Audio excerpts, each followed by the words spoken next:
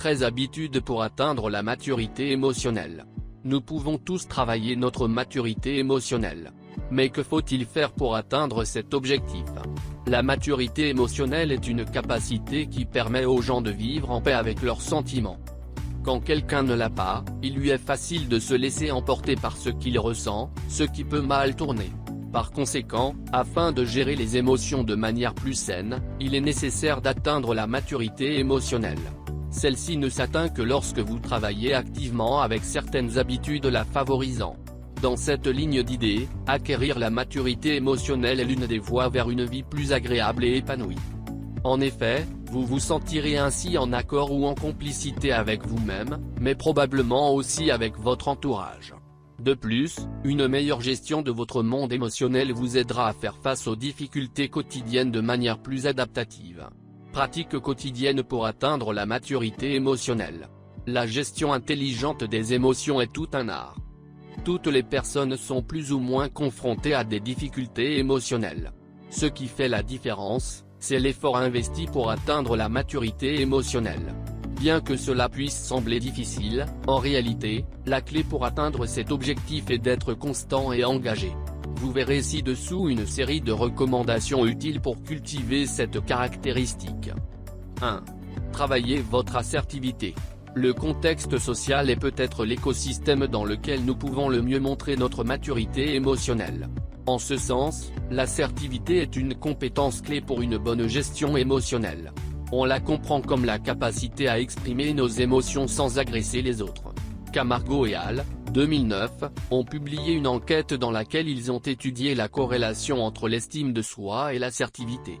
Leurs résultats ont montré une association positive entre les deux dimensions.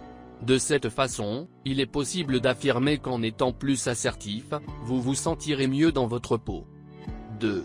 Connaissance de soi pour la maturité émotionnelle.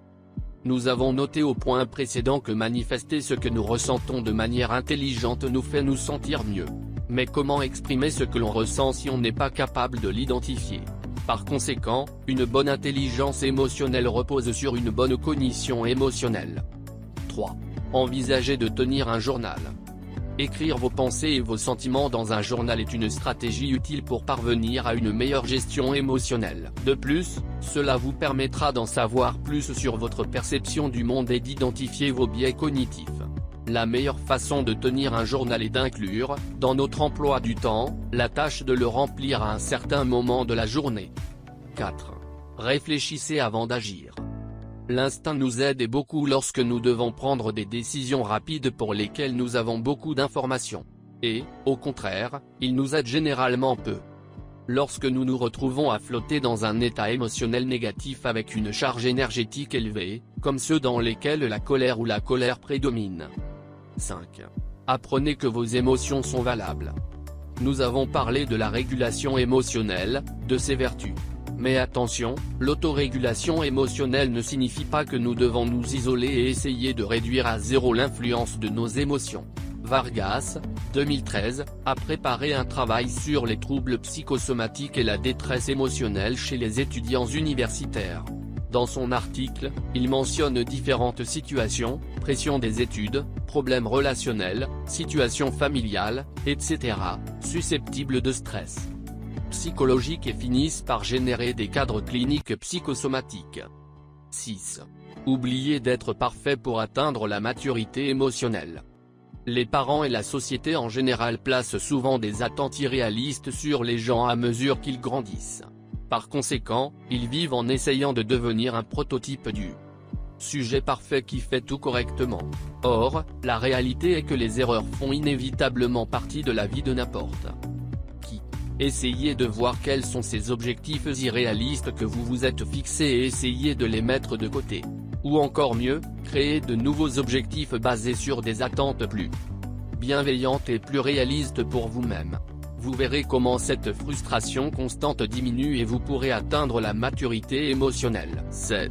Lâchez les parties du passé qui ne vous aident pas. On ne peut nier l'importance du passé, après tout, c'est à partir de ces expériences que vous avez vécues que vous êtes là où vous êtes. Le problème survient lorsque les gens s'accrochent à des épisodes de leur passé qui ne leur apportent aucun bien. Cependant, il faut considérer que ce sont souvent des chapitres avec une forte charge émotionnelle qui ne peuvent tout simplement pas être oubliés. Dans ces cas, la prise en charge psychologique est essentielle pour travailler sur ces conflits. 8. Considérez les erreurs comme des opportunités. L'une des raisons pour lesquelles les erreurs sont si indésirables et conflictuelles est la perception qui existe à leur sujet. En général, se tromper est associé à un échec sans capacité réelle. En conséquence, les échecs affectent l'estime de soi et provoquent des sentiments désagréables. Si, au contraire, vous commencez à voir les échecs comme des opportunités de grandir, vous aurez un sentiment très différent.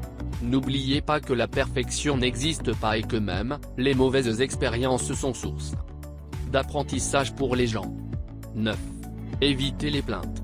Les adversités font partie de la vie. Mais à quoi bon se plaindre tout le temps?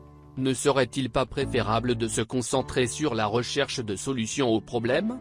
Lorsque vous voyez les difficultés comme des défis plutôt que comme des menaces, l'anxiété diminue. Parfois, les solutions sont juste devant nous, or, il est plus confortable de se plaindre et de ne rien faire. 10. Pratiquez l'empathie pour atteindre la maturité émotionnelle. L'empathie consiste à avoir la capacité de comprendre les sentiments et les pensées des autres.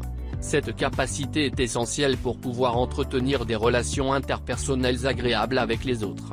De même, l'empathie est quelque chose que démontrent les personnes qui ont fait un effort pour atteindre la maturité émotionnelle.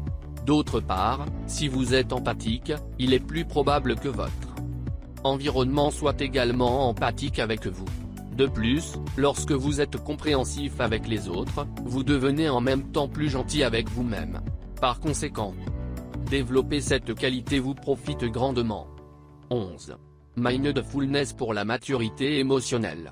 Le mindfulness ou pleine conscience consiste à focaliser ses sens sur l'expérience présente, sans la juger.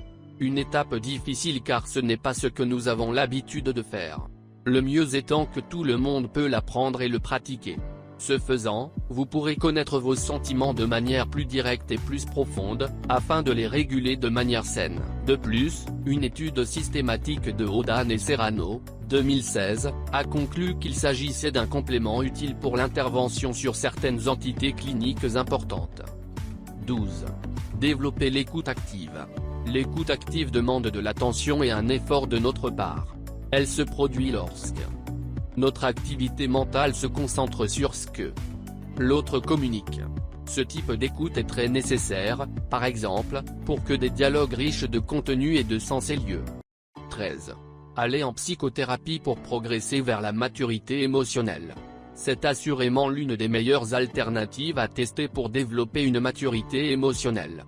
Les psychologues disposent d'une série de connaissances techniques et théoriques sur la gestion émotionnelle qui se basent sur des preuves. Cela peut vous aider. Pour terminer, dites-vous que la prise en charge psychologique ne sert pas uniquement à atteindre la maturité émotionnelle. Dans l'espace thérapeutique, vous trouverez un lieu pour vous exprimer sans avoir le sentiment d'être jugé.